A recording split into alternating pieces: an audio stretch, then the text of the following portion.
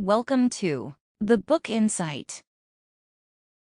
Spare is a memoir by Prince Harry, Duke of Sussex, which was released on 10 January 2023. It was ghostwritten by J.R. Moehringer and published by Penguin Random House.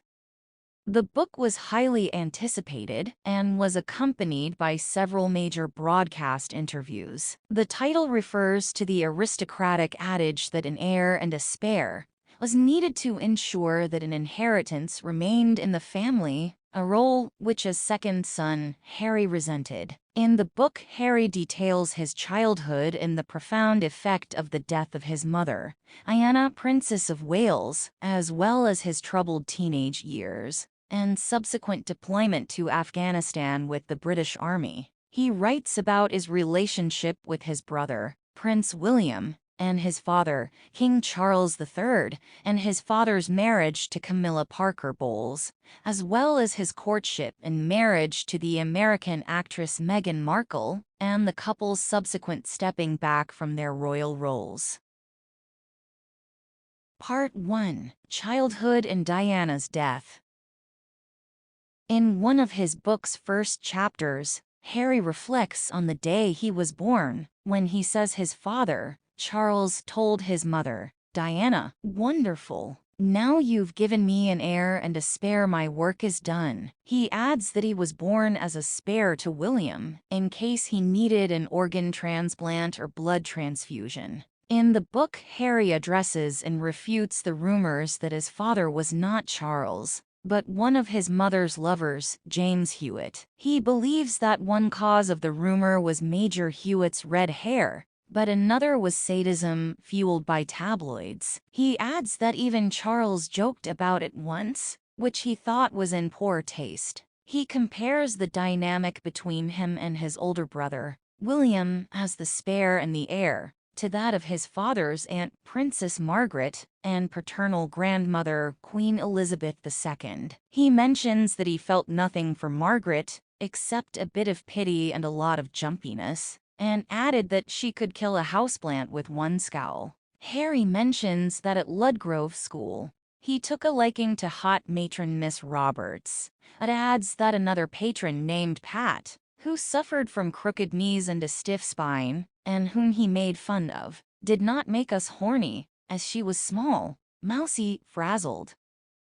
Harry recounts about being informed about his mother's death early in the morning by his father, when he was 12 years old. Harry states that the idea of having him and his brother walk behind their mother's coffin horrified several adults, in particular their maternal uncle Charles Spencer, 9th Earl Spencer. Harry also claimed that there were suggestions that William should walk behind the coffin alone, but Harry refused to allow it, as, had the roles been reversed, William would have done the same. He mentions that for 10 years he believed his mother was in hiding to escape press intrusion, and alleges that his brother William also used to have those thoughts. He also discusses how the summary conclusion of investigations into their mother's death was simplistic and absurd. He questions why the paparazzi that had been following her and why the people who sent them were not in prison, with a possible explanation being that it was all due to corruption and cover-ups being the order of the day.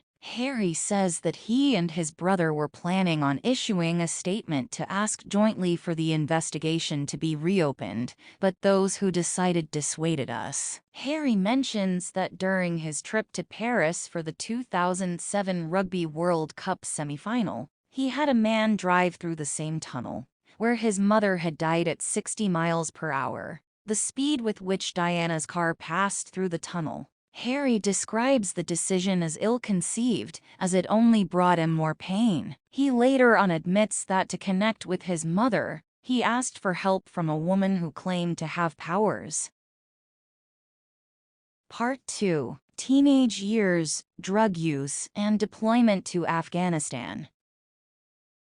In the memoir, Harry admits that he took cocaine at the age of 17, which he said wasn't very fun, but it did make me feel different. He adds that he also took magic mushrooms at a party at Courtney Cox's house in January 2016, and washed them down with tequila, after which he had hallucinations in a lavatory and talked to the bin in the toilet. He mentions how the editor of the News of the World, Rebecca Brooks, was adamant on publishing a story on his drug use. Harry describes her as a loathsome toad and an infected pustule on the arse of humanity, plus a shit excuse for a journalist. Harry also discusses the inglorious episode of losing his virginity in a field behind a busy pub to an older lady who loved horses who treated him not unlike a young stallion. Harry also details out an episode at a bar where he drank and tried to pick up fights. He mentions that the bar threw him out, and at the hotel he growled at his bodyguard, swung on him, slapped his head. After not getting a reaction, he mentions he slapped him again, as I was determined to hurt him. Harry claims that his brother William and future sister-in-law Catherine suggested that he should choose his Nazi uniform over his pilot uniform for a native and colonial fancy dress party in 2005. He mentions that he liked Catherine the first time he saw her, describing her as more sister than in-law, whom he liked seeing laugh. Detailing his tours of duty in Afghanistan, Harry states that he flew on 6 missions that killed 25 Taliban members, whom he did not view as people, and instead as chess pieces that had been taken off the board. He adds that, "It's not a number that gave me any satisfaction, but neither was it a number that made me feel ashamed." Part 3. Relationship with Charles and Camilla, William's wedding, and Caroline Flack.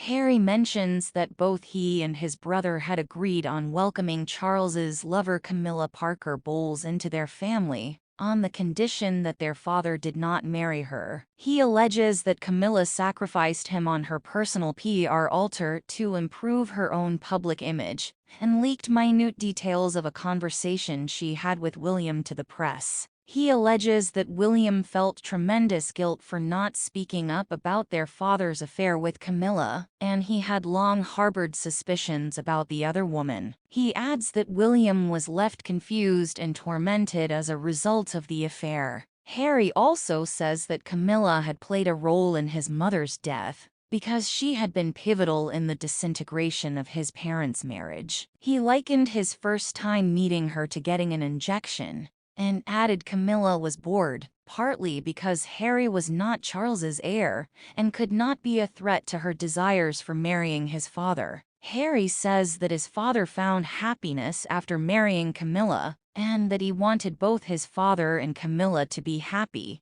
wondering if she was less dangerous being happy. Harry also states that Camilla turned his bedroom at Clarence's house into her dressing room as soon as he left. He also talks about Charles's experience at Gordonston, where Harry claims his father was bullied and almost did not survive. He discusses his father's attachment to his teddy bear, which helped him through Gordonston and remained one of his favorite objects as an adult, a representation of the essential loneliness of his childhood. In the book, Harry describes his role as William's best man during his wedding in 2011. As a bare-faced lie, as James Mead and Thomas Van Straubenzee gave the wedding reception speech, which Harry felt was the right decision, as he could have said something wildly inappropriate. He also mentions that he had a frostbitten todger at the wedding following his trip to the North Pole, and was advised to apply Elizabeth Arden cream to it, the smell of which reminded him of his mother. He also alleges that William was tipsy on rum hours before his wedding. In the memoir, Harry states that months after breaking up with Chelsea Davy,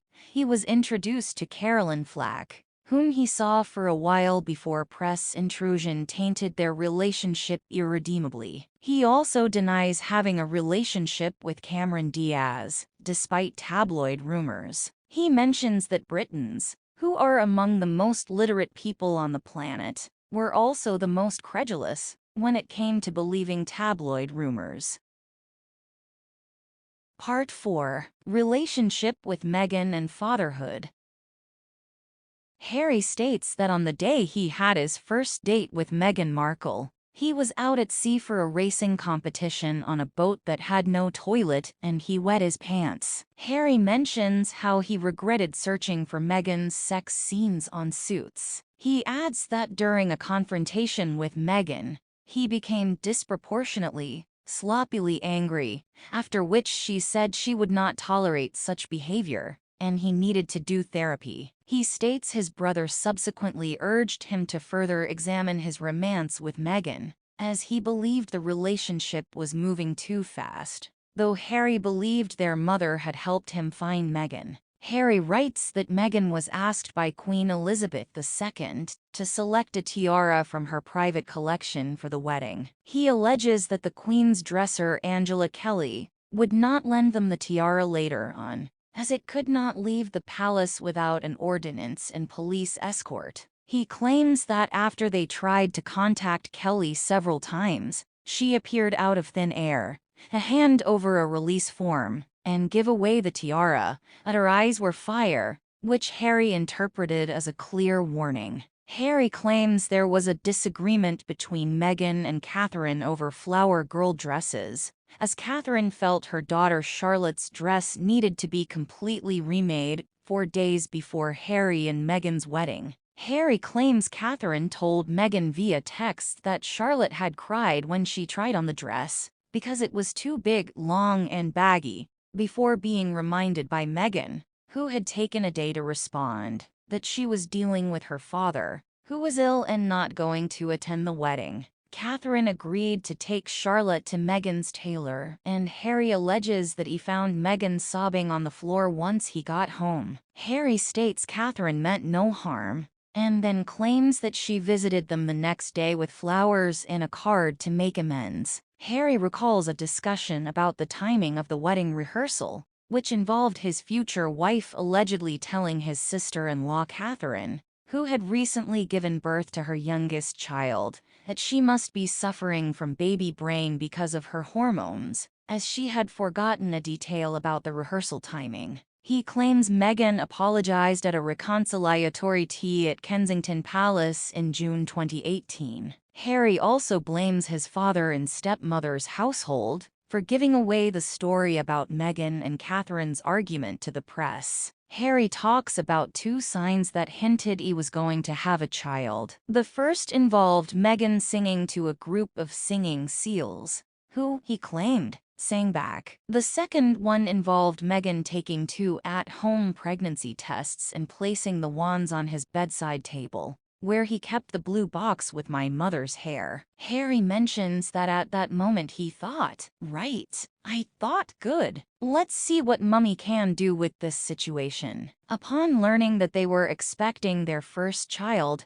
Harry mentions that he thanked Selkies and Mummy. He also confirms that they announced the pregnancy to other members of his family on the day of his cousin Princess Eugenie's wedding in October 2018. He later on mentions that while his wife was giving birth, he used a canister of laughing gas to enhance my calm. Harry also talks about Meghan's miscarriage in 2020 and how they left the hospital with their unborn child in a tiny package. He adds that they went to a secret place where, under a spreading banyan tree, he dug a hole with his hands and buried the child. Part 5. Stepping back from royal role.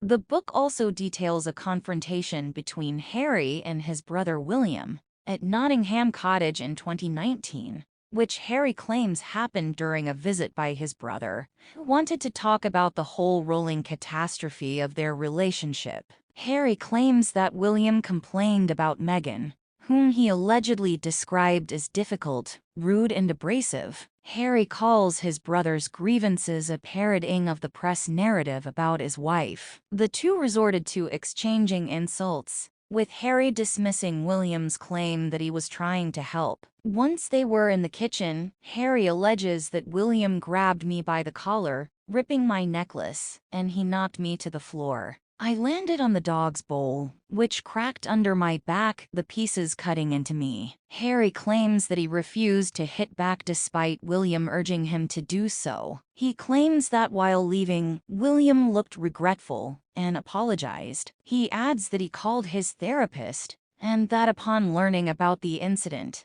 Meghan was terribly sad. In the book, Harry states that his father wondered if Meghan wanted to continue her acting career, as they did not have money to spare. Charles went on to support the couple until their departure from the UK, but Harry states that his father's main fear was Meghan's popularity, which could overshadow him. Harry also claims that Charles and Camilla did not like William and Catherine getting too much publicity either. He then mentions how he did not expect to lose his state-funded security after stepping back from his royal role, as his uncle Andrew, who was accused of the sexual assault of a young woman, was allowed to keep his. He claims that the Sandringham summit was a fix by private secretaries of the royal household, three middle-aged white men who had consolidated power through bold Machiavellian maneuver, whom he refers to as the Bee, Sir Edward Young, the Wasp, Clive Alderton, and the Fly, Simon Case. Harry also recounts another tense meeting with Charles and William, following the funeral of his grandfather Prince Philip in April 2021, where Charles stated, "Please, boys, don't make my final years a misery." Harry describes William as "my dear brother, my arch-nemesis," before pointing out how, for the first time, he noticed his alarming baldness, and how his resemblance to his mother was fading. Harry mentions that during a walk with his father and brother, William wondered why he had not come to them when having issues within the institution, before adding that he should take up his complaints about the Megxit agreement with Granny. Harry mentions that he was disgusted by his brother's response, but William lunged and told him he loved him. "And I swear to you now on Mummy's life that I just want you to be happy." Harry stated in the book that he did not believe what his brother said. After being refused permission to be buried at Althorpe next to his mother in the event of his death, Harry mentions that he has chosen the Frogmore estate as his burial site. Thanks for watching.